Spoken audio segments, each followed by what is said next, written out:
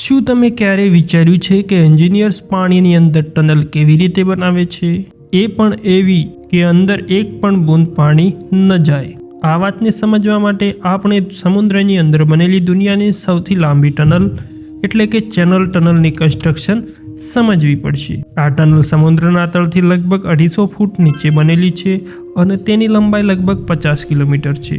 આ એક એવો મેગા પ્રોજેક્ટ છે જેને બ્રિટન અને ફ્રાન્સના એન્જિનિયર્સે મળીને બનાવ્યો હતો.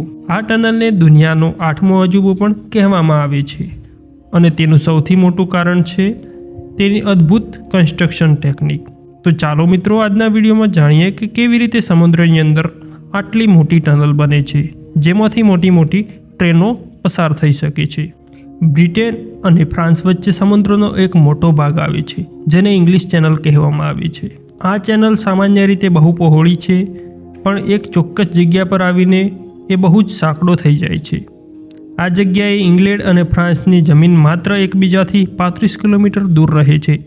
ઇતિહાસમાં ઘણી વખત આ અંતર ખતમ કરવાની કોશિશો થઈ હતી, પરંતુ ટેકનોલોજી નબળી હોવાને કારણે અને ઘણી જાનહાનિ થવાના કારણે આ પ્રયાસો નિષ્ફળ રહ્યા હતા. ત્યારબાદ 20મી સદીના અંત સુધીમાં ટેકનોલોજી એટલી વિકસિત થઈ ગઈ કે બંને દેશોએ ફરી વિચાર કર્યો કે ટનલ દ્વારા આપણે આ અંતર પૂરું કરીએ.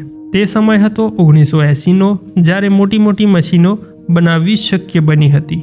ત્યારે એગ્રીમેન્ટ એવો થયો કે બ્રિટન અને ફ્રાન્સ બંને પોતપોતાની સાઈડથી સામસામે ટનલ ખોદવાનું શરૂ કરશે અને બંને ટનલ એક સેન્ટર પોઈન્ટ પર આવીને જોડાશે.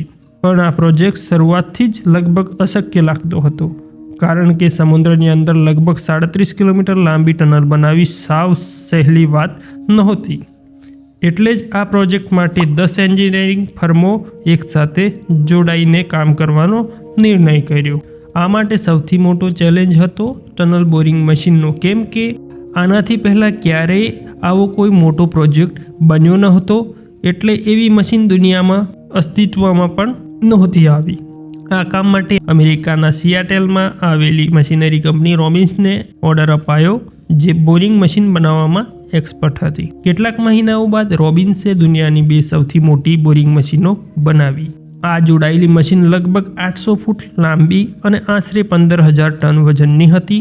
આગળના ભાગમાં ટંગસ્ટન કાર્બાઇડના સેંકડો બ્લેડ લગાવવામાં આવ્યા હતા અને હાઇડ્રોલિક લેગ આ મશીનને આગળ ધકેલતી હતી. ખોદકામ દરમિયાન નીકળતું માટીનું પથ્થર અને મલબો બહાર કાઢવા માટે મશીનમાં એક કન્વેયર બેલ્ટ લગાવેલી હતી, જે મલબો અને પથ્થરને સર્વિસ ટ્રેન સુધી પહોંચાડતું હતું અને પછી ટ્રેન એને બહાર લઈ જતી હતી.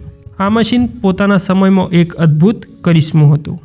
પહેલાં ટનલ બનાવવામાં બારૂદથી બ્લાસ્ટ કરવામાં આવતો હતો, પણ આ મશીન આવ્યા બાદ બધું બદલાઈ ગયું. હવે સૌથી કઠિન પરીક્ષા હતી આ મશીનને સતત અને કંટ્રોલથી ચલાવવી, કારણ કે સમુદ્રના તળથી 250 મીટર નીચે જ્યાં પાણીનું પ્રેશર બહુ જ વધારે હોય છે, ત્યાં જો એક નાની લીકેજ પણ થાય તો સેકન્ડોમાં જ પાણી માણસ અને મશીન બંનેને ખતમ કરી શકે.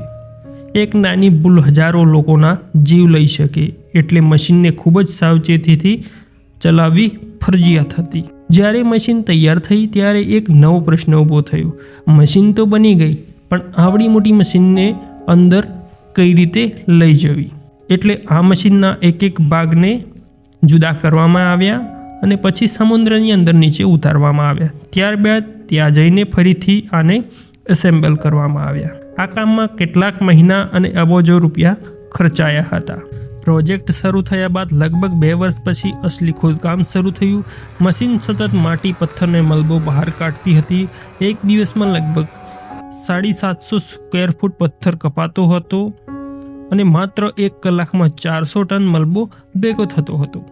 ઇંગ્લેન્ડની સાઈડ પર આ મલબો શેક્સપિયર ક્લિફની નીચે નાખી સેમ્ફીર હોઈ નામનું કન્ટ્રી પાર્ક બનાવાયું. ફ્રાન્સ સાઈડ પર મલબું વધારે કાદવ સ્વરૂપમાં હતું, જેને સેંગેટ પાસે ફોન્ટ પીગન વેલીમાં નાખી અને એક આર્ટિફિશિયલ તળાવ બનાવાયું. જેમ જેમ મશીન આગળ વધતી તેમ તેમ લૂઝ પથ્થર અને ચોકની લેયર્સને સીલ કરવી ખૂબ જ જરૂરી હતી. એ માટે બહારથી ટનલ જેટલા ગોળ કંક્રીટ સેગમેન્ટ્સ અંદર મોકલવામાં આવતા અને મશીન એને જોડતી જતી. આ કંક્રીટ ન્યુક્લિયર પ્લાન્ટના કંક્રીટ કરતાં પણ વધારે મજબૂત હતું આ પ્રોજેક્ટમાં લગભગ 7 લાખ કોન્ક્રીટ સ્લેબ્સ વપરાયા અને એક પૂરી રિંગનું વજન લગભગ 40 ટન હતું.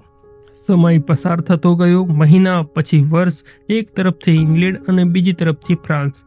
સૌ કોઈને રાહ હતી કે બંને મશીનો ક્યારે મળશે, કારણ કે જો થોડી પણ દિશા ખોટી જાય તો ટનલ ક્યારેય મળી જ ન શકે. એટલે લેસર બીમ ગાઇડન્સ સિસ્ટમ વાપરવામાં આવી. બંને મશીનો વાયરલેસ રીતે કનેક્ટેડ હતી અને જો કોઈ મશીન થોડી પણ ભટકે તો સિસ્ટમ તરત જ હાઇડ્રોલિક જેકથી હેડની દિશા બદલી દેતી અને છેલ્લે બંને ટનલ લગભગ 10 ઇંચના ફેરફાર સાથે પરફેક્ટ રીતે મળી ગઈ. આ રીતે લગભગ 13,000 વર્ષ પછી બ્રિટન અને ફ્રાન્સ ફરી એકવાર જમીન સાથે જોડાયા. આખરી દિવાલ એન્જિનિયર્સે જાતે જેકથી હેમરથી તોડી અને ફ્લેગ એક્સચેન્જ કર્યા. બધી ફિનિશિંગ બાદ 6 મે 1994ના રોજ ચેનલ ટનલ પબ્લિક માટે ખોલવામાં આવી. આ પ્રોજેક્ટનો આજના હિસાબે ખર્ચ લગભગ 12 અબજ પાઉન્ડ હતો. આમાં લગભગ 13,000 કામદારોએ સાથે કામ કર્યું હતું, જેમાં દુર્ભાગ્યે 10 કારીગરોના મોત પણ થયા હતા. આજે આ ટનલમાં કુલ 3 ટનલ છે, 2 ટ્રેન માટે અને 1 ઇમરજન્સી માટે. દરરોજ દુનિયાભરમાંથી 70,000થી વધારે લોકો આ ટનલનો ઉપયોગ કરે છે. તો આ પ્રોજેક્ટ આપણને બતાવે છે કે સાચી યોજના, આધુનિક ટેકનોલોજી અને સંયુક્ત મહેનતથી સમુદ્રની અંદર પણ સુરક્ષિત અને લાંબી ટનલ બનાવી શકાય છે. તો મિત્રો, વિડીયો સારો લાગ્યો તો લાઈક કરી દેજો અને દોસ્તો સાથે શેર કરી દેજો. તો મળીએ ચલો એક નવા વિડીયો સાથે.